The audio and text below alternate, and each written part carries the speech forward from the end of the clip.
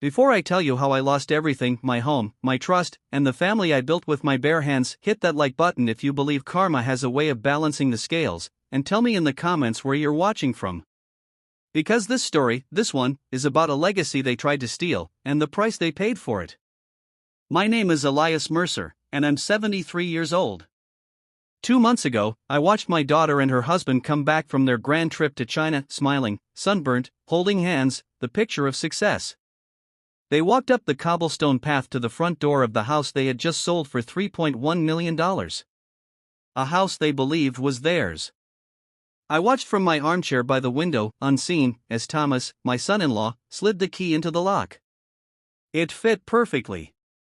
It even turned like it always had. But when he pushed that door open, the look on his face, God, I'll never forget it. My daughter Clara screamed. Not the kind of scream that comes from seeing something terrible. No, it was the kind that comes from realizing something is gone. Every room, every corner, every wall was empty.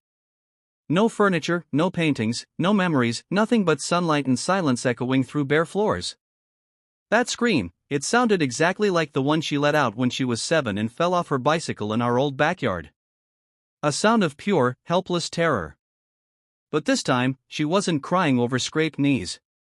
She was crying because the life she thought she owned had disappeared. And I was the one who made it happen. The truth is, that moment was 2 years in the making. It started right after my wife, Lillian, passed away. 50 years together, and then silence. The house we built with our own hands suddenly felt like a cathedral with no choir, just echoes. When Clara and Thomas offered to move in to take care of me, I thought it was a blessing. I couldn't have been more wrong. At first, it was small things. Clara came into the kitchen one morning, looked at the floral curtains her mother had loved, and said, "Dad, these are so old-fashioned. I saw some beautiful modern ones online." Before I could even respond, the order was placed. Then came Thomas, walking into the living room, eyeing my old leather chair. The one shaped to me after decades of reading, resting, and thinking. He smiled that polite smile of his and said, "It kind of ruins the aesthetic, don't you think? Makes the room look heavy." By that evening, my chair was in the basement. One by one, they erased the traces of Lillian from the house, the things she loved, the warmth she left behind. It felt like someone was quietly painting over our memories, one brushstroke at a time. And then, slowly, I realized I was next. Clara began to shrink in her husband's presence. She used to laugh easily, her voice filling the house. Now she waited for Thomas to speak first. If she said something he didn't approve of, she'd glance at him, and her words would just fade into silence. They were a team, yes, but I wasn't part of it. One night, as I was reading in my study, I overheard Thomas on the porch, whispering into his phone. "It's prime land, right by the coast. The market's peaking. If we time it right, we can double what we put in. It's just sitting here. Not our home. Not my home. An asset." That word hit me like a hammer. To him, the house wasn't where Lillian and I had spent 50 years. It was a number on a spreadsheet. A box to check.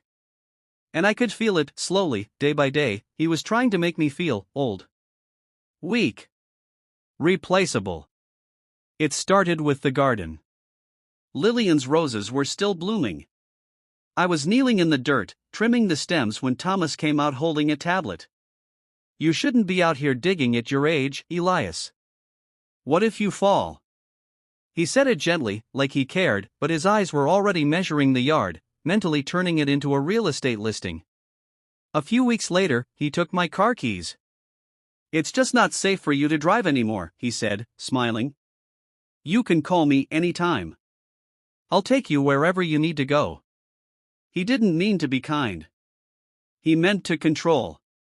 Every decision, every conversation became a negotiation where I had no voice.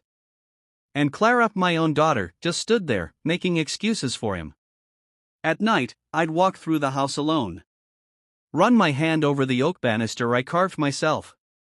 Stop in the kitchen where Lillian once stood humming while cooking dinner. Sometimes I'd catch her scent lavender and lemon oil. I'd see the faint pencil marks on the wall where we measured Clara's height as she grew. To Thomas, those marks were scuffs. To me, they were history.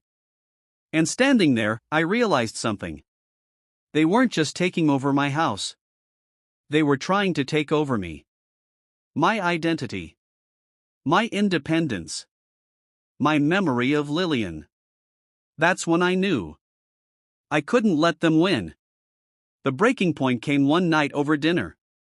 Thomas poured wine, the expensive kind he used when he had plans. He cleared his throat. "Elias," he said, smiling like a man who rehearsed it. "Clara and I have been talking. We're worried about you. You shouldn't have to deal with all this paperwork and property stuff anymore. We think it's time to make things official. I can manage the finances, the legal things, maybe we should set up a trust. You'd still be secure, of course. A trust. In his name." I looked at my daughter. She couldn't meet my eyes. That silence told me everything. I set my fork down and looked him in the eye. And in the calmest voice I've ever used in my life, I said one word. "No." The smile on his face froze, just for a second. And in that second, I saw the truth. He didn't see me as family. He saw me as an obstacle.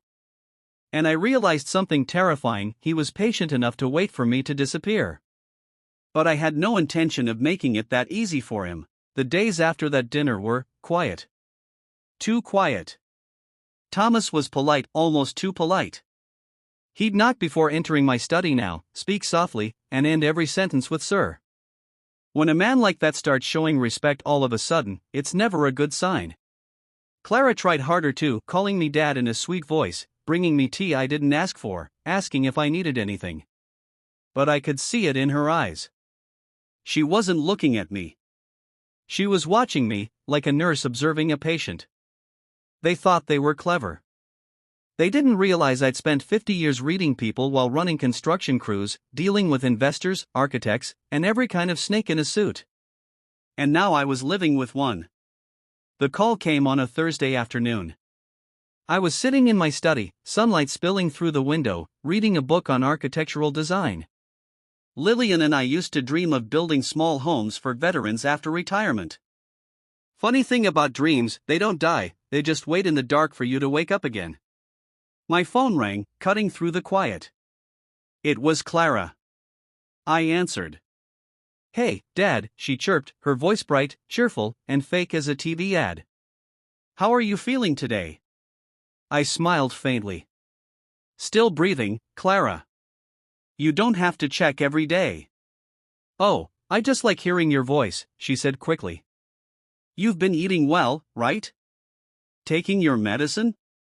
"Clara," I said gently, "I'm fine." "Good. That's good," she said, her words speeding up. "Okay, I've got to go, Thomas just got home. Talk soon." Then, silence. Except, she didn't hang up. At first, I thought the line just glitched. I was about to set the phone down when I heard it, Thomas's voice. It wasn't loud. It wasn't angry. It was cold. "Is he off?" Thomas asked. "Yes," Clara said softly. "He sounded fine." "Fine?" Thomas repeated. "Clara, you didn't hear him? He's slipping. Didn't even ask about you. He's just existing. You want that for him? To wander around that giant house until he breaks his hip?" Clara didn't answer. I could hear her breathing, shaky, uncertain. "Listen," Thomas continued, calm, calculated. "We can't keep living like this. We're spending every weekend cleaning that place, checking on him, stressing about his health and the bills. It's not sustainable. You're exhausted. I'm exhausted." Clara whispered, "But a nursing home, Thomas? That feels cruel." "Cruel," he repeated, almost laughing. "It's practical. Sunnyside Haven is top-rated. Nurses, games, therapy. He'll be taken care of. Meanwhile, we can finally sell the house, fund his care indefinitely, and live our lives. Travel. Start the business. Clara, it's the only logical thing to do. Then came the silence. And finally, her voice small, broken. Okay, she said. Okay, Thomas, you're right. Then the click. The line went dead. I sat there frozen. The phone still pressed to my ear, my hand trembling slightly. It wasn't the betrayal that hit me first, it was the coldness. That casual tone.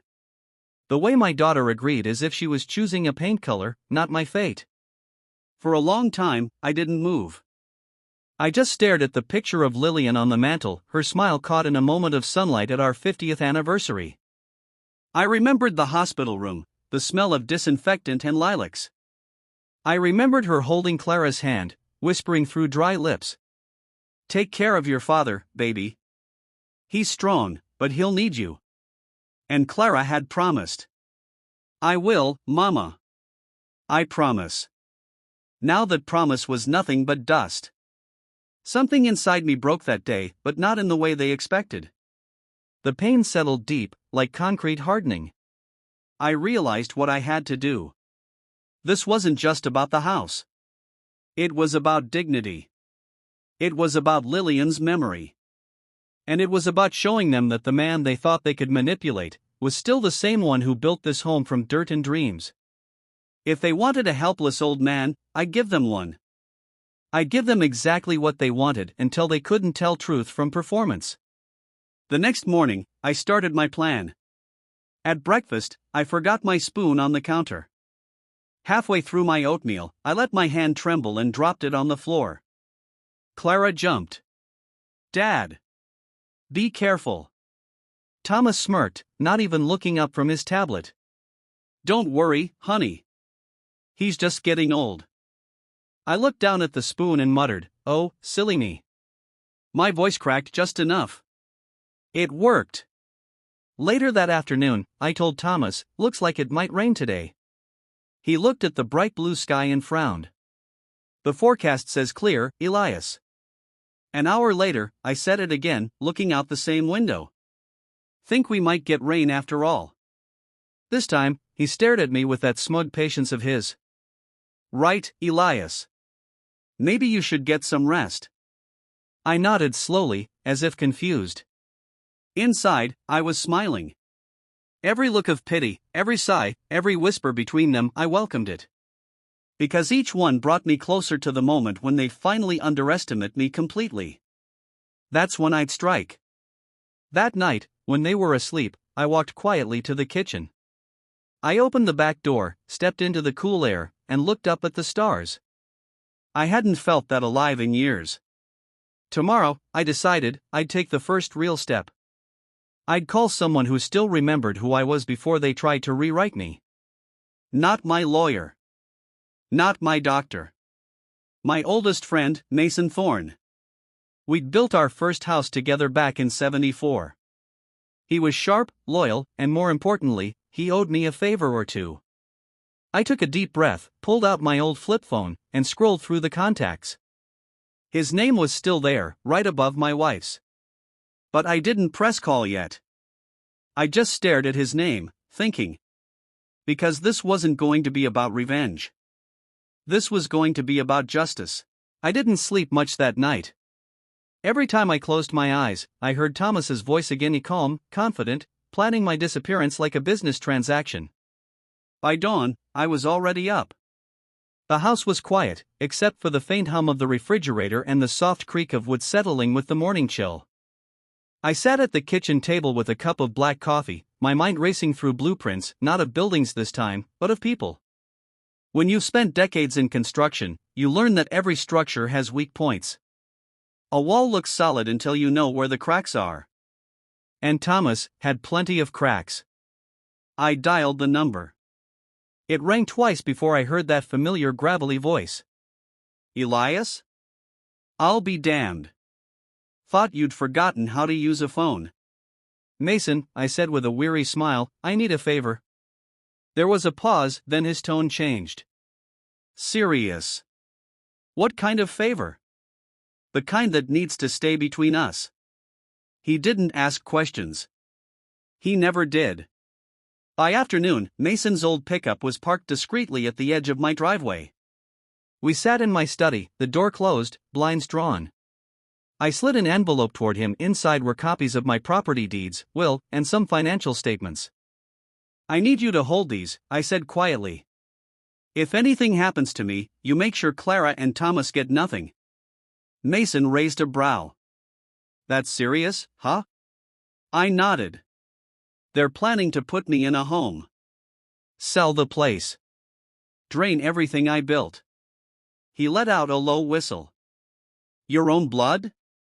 Blood doesn't mean loyalty, I said. Lillian used to say that. He leaned back, studying me. So what's the plan? I smiled, slow, deliberate. They think I'm losing my mind. So I'll give them exactly what they want to see. Over the next week, I became someone else. I left the fridge door open a few times. Poured orange juice into my cereal. Forgot Thomas's name on purpose. Clara grew worried. Thomas grew confident. He started making calls, doctors, real estate agents. I pretended not to notice. Every time they pitted me, I hid a small grin behind my cup of tea. One evening, Mason and I met again, this time in the old workshop behind the house. Dusty blueprints lined the walls, and the smell of wood shavings lingered like an old memory. Mason looked around and said, "Brings back memories, huh?" I nodded. It does. And it's about to serve one last purpose. I unrolled a sheet of paper across the table. It was the original blueprint of the house, the same one Lillian and I designed. And right there, behind the west wall of my study, was a small crawl space we'd built for storing family keepsakes. No one knew about it. Not even Clara. Inside it, I planned to hide everything: the original will, property documents, proof of ownership, and a small USB drive. What's on that? Mason asked. Audio recordings, I said. Conversations I've been collecting. Tonight, I'll get more. That night, while Thomas and Clara were watching TV, I placed a small recorder under the living room table. I sat quietly in my armchair, pretending to drift off while they talked. Thomas leaned closer to Clara. So, the doctor said dementia, right? Clara hesitated. He said possible signs. But nothing confirmed yet. Good enough for us, Thomas muttered. Once the assessment's official, we can get power of attorney. The bank will listen then. My chest tightened, not from fear, but from anger. Clara sighed. I hate this, Thomas. He's my father. Thomas's tone softened, like a wolf pretending to comfort its prey. And that's why we're doing it, sweetheart. He needs professional care. You'll see, it's for the best. I bit my tongue until I tasted blood. They'd convinced themselves it was mercy. That made it worse.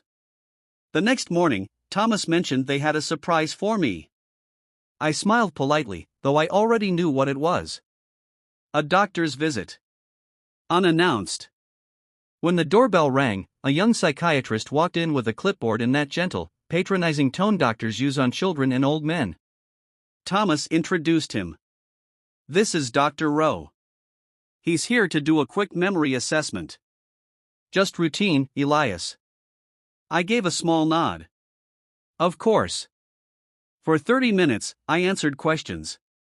What year is it? Who's the president? Spell world backward. I played along perfectly, missing just enough to seem confused, but not suspiciously so. When he left, Thomas and Clara whispered in the hallway. I caught every word. He's declining faster than I thought, Thomas said. Clara sniffled. I just want him safe. Soon, honey, he promised. Soon. 2 days later, Thomas brought home some papers, power of attorney forms. He tried to be casual, sliding them across the kitchen counter. Dad, these are just some insurance updates, he said smoothly. Nothing major. I looked at him blankly. Oh, all right. Where do I sign? His eyes lit up. Right here. I took the pen and paused. Is it okay if I use my reading glasses? Of course. I slowly walked to my study, closing the door halfway, and snapped a quick photo of the papers with my old phone. Then I came back out and scribbled something barely legible on the line. When he left that night, I sent the photo to Mason. He laughed over the phone. You're playing chess while they're still figuring out checkers. By the end of that week, I had enough recordings, photos, and proof to expose them completely. But something inside me stopped short. Clara. Every time I saw her smile forced, guilty, I saw the little girl who used to paint rocks with me in the backyard. I saw her holding her mother's hand at the funeral. I saw the woman torn between love and fear. And I realized, this plan wasn't about destroying them. It was about waking her up. So I decided to do something bold. Tomorrow night, I would let them believe I'd finally lost it completely. Wander. It began at sunset. The sky over the ridge turned red, spilling through the windows like a warning. The house was too still. Thomas had been on the phone most of the day, whispering in the study, pacing like a man with too much to hide. Clara avoided my eyes during dinner. She pushed her food around the plate, chewing on guilt instead of chicken. I watched her. Every nervous glance. Every forced smile. She was cracking, and that was good. I needed her to. Thomas, though, he was calm. Almost smug. He leaned back in his chair, swirling his wine. Dad, he said casually, you've been looking tired lately. Maybe you should let me and Clara handle things for a while. I smiled weakly. Handle what things? Oh, you know, finances, the house, appointments. Ah, I said softly. The important things. He grinned. Exactly. The air between us tightened like a wire ready to snap. When they went upstairs to watch a movie, I stayed behind. My heart was steady, my hands sure. It was time. I walked to my study, closed the door, and lifted the floorboard near the desk, the same one I'd loosened the night before. Inside was the small recorder Mason had given me, freshly charged and ready. I pressed record. The red light blinked. Then I placed it behind a stack of books, right where it would catch every sound in the room. Next, I moved to the hallway and adjusted the mirror on the wall, not just for reflection, but direction. It angled just enough to show the study's doorway from the living room. That way, when Thomas came looking for me, he'd see what I wanted him to see. A confused, trembling old man. At exactly 9:42 p.m., I began my performance. I walked slowly into the hall, muttering under my breath. Lillian. The keys, where are the keys? Clara called from upstairs, Dad? Are you okay? I didn't answer. I just shuffled toward the study, pretending not to know where I was. Thomas came down a moment later, frowning. What's he doing now? I heard his steps, slow, controlled. A predator trying not to startle its prey. Elias, he said softly. It's late. Let's get you to bed. I turned and stared blankly at him. Who are you? That made him stop. He actually smiled. It's me, Thomas. Your son-in-law. I blinked. Oh. Right. The one who wants my house. His smile faded. What did you say? You heard me, I whispered, voice trembling, not from fear, but from calculation. You think I don't know what you're planning? He stepped closer, his calm cracking. You're confused, Elias. You don't understand what's happening. Oh, I understand perfectly, I said, lowering my voice. You want to put me away so you can take what's mine. His jaw tightened. Enough. Go to bed. He reached for my arm, and that's when I stumbled back deliberately, knocking over the lamp. It crashed against the floor, the bulb shattering with a sharp pop. The noise brought Clara running. Dad, she cried. What happened? Thomas looked furious now, his mask slipping completely. He's losing it, Clara. We can't keep doing this. It's dangerous. Thomas, stop. No, he snapped. I'm done pretending. We're getting him evaluated tomorrow, and that's final. I straightened slowly, staring at both of them. You can try, I said quietly, but this house doesn't belong to you. He laughed harshly. Oh really? Who's gonna stop me? You can't even remember your own name half the time. Clara gasped. Thomas. He didn't care. He kept going, his voice sharp, cruel. You're a liability, old man. The only reason you're still here is because Clara feels guilty. I said nothing. Because I didn't need to. The recorder behind the books caught every word. Clara's eyes filled with tears. Thomas, please, stop. But he wasn't done. He turned to her, lowering his voice. You think I'm the bad guy? You're the one who agreed to this. You said it yourself, he can't take care of himself anymore. You just didn't have the guts to admit you wanted him gone too. Her lip trembled. That's not true. It is, he hissed. You said he's just existing. Remember? Clara's face went pale. She looked at me, and for the first time, she really saw me. The silence that followed was the kind that cuts. Then, quietly, I said, get out. Thomas blinked. What? You heard me. Leave. You can't throw me out of our house, he snapped. I stepped closer, steady now. It's not yours, Thomas. And soon, everyone will know that. He looked at me, confused, then suspicious. What did you do? I smiled faintly. You'll find out. He stormed upstairs, slamming the door behind him. Clara stayed behind, shaking. Tears ran silently down her cheeks. Dad, she whispered. What have I done? I didn't answer. I just put a trembling hand on her shoulder, not in anger, but in sorrow. Then I turned off the lights and went to bed, letting the recorder finish its work. At 3:17 a.m., I woke up to the sound of a car engine. I peeked through the curtain. Thomas was leaving. In his hands, a small bag. He wasn't coming back. Part of me felt relief. Part of me felt nothing at all. The storm had passed, but it left the air heavy and strange. By morning, the house was silent again. Clara was still asleep upstairs. I went to my study, retrieved the recorder, and played it back through the small speaker. Every word, every accusation, every cruel truth, crisp and clear. When it ended, I copied the file to the USB and placed it in the hidden compartment behind the wall, right beside my will and a handwritten note. The note said, "For whoever finds this, truth builds stronger walls than lies ever could." Then I sat back in my chair and looked around. This house wasn't just wood and stone anymore. It was a witness. Sometimes, the truth doesn't destroy, it rebuilds.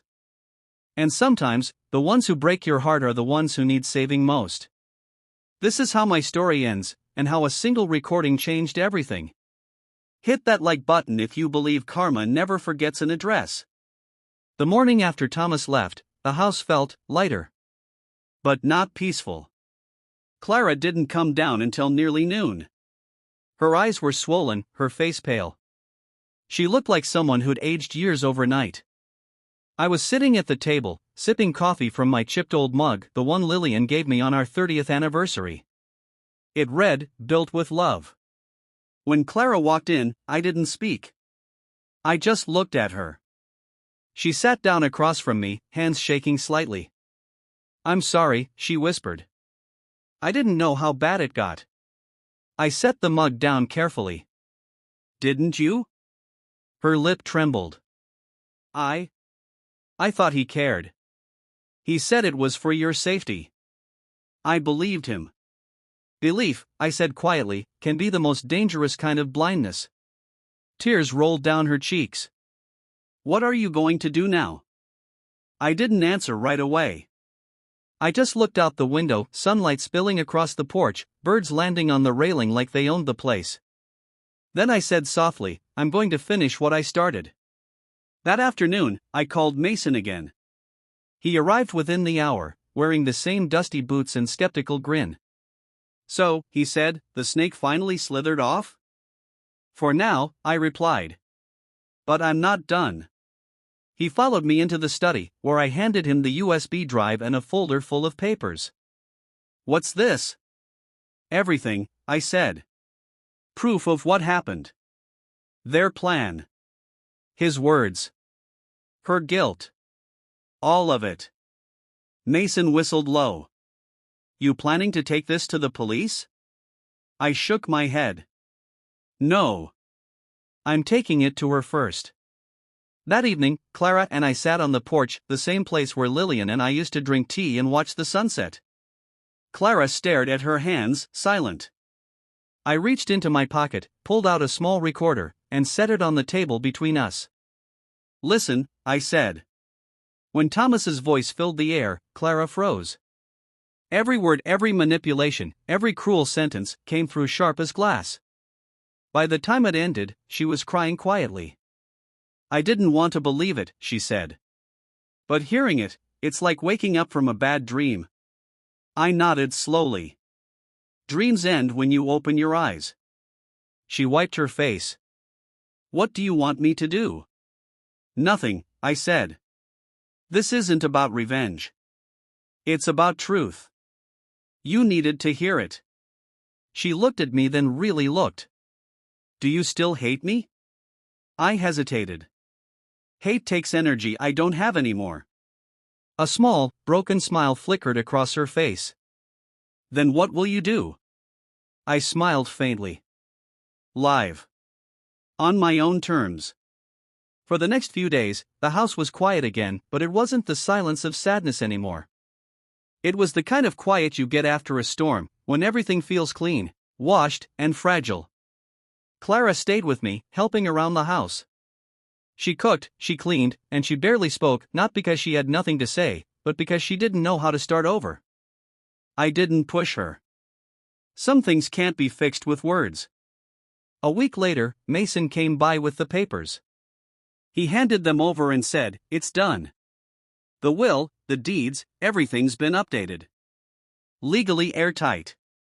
I took the folder, nodding. Thank you. He grinned. So, the house stays yours? I looked out the window at Clara, who was tending to Lillian's rose bushes, something she hadn't done in years. Maybe not just mine, I said. Maybe it's time someone else learns how to take care of it properly. Mason raised an eyebrow. You're forgiving her? Forgiving isn't about letting someone off the hook, I said quietly. It's about letting go of the weight that's drowning you. He chuckled. You always did talk like a preacher after a storm. I smiled. Maybe I just know what it's like to rebuild. That night, I went to the study one last time. The floorboard was still loose. The hidden space still there, filled with memories, papers, and the faint scent of cedar. I added one last thing. A new note. If you're reading this, it means you found what I left behind. This house isn't just walls, it's proof that no lie can live forever. Take care of it. And take care of yourself. I sealed the compartment and pressed the board back into place. 2 days later, Clara packed her things. She came to my study, her eyes softer now. Dad, I'm going to stay with Aunt Marie for a while. I need time to think. I nodded. Take all the time you need. She hesitated. Will I still be welcome here? I looked up at her, smiling faintly. This house was built with love, Clara. That means the door never really locks. She started to cry again, but this time, it wasn't guilt. It was relief. After she left, I sat on the porch and watched the sunset. The same red light that once felt like a warning now felt like peace. The wind rustled through the trees. Somewhere in the distance, thunder rolled, soft, promising rain. And for the first time in years, I didn't feel alone. Lillian's voice echoed in my mind, "You built this house with your hands, Elias. But you kept it alive with your heart." I closed my eyes and smiled. Maybe that was the final blueprint all along, not bricks, not walls, but forgiveness. If you were in Elias's place, would you forgive your family like he did, or would you walk away for good? Tell me in the comments, I want to know how you'd write the ending. And if you loved this story of betrayal, truth, and redemption, hit that like button, subscribe, and share it with someone who needs a reminder that sometimes the quietest revenge is peace.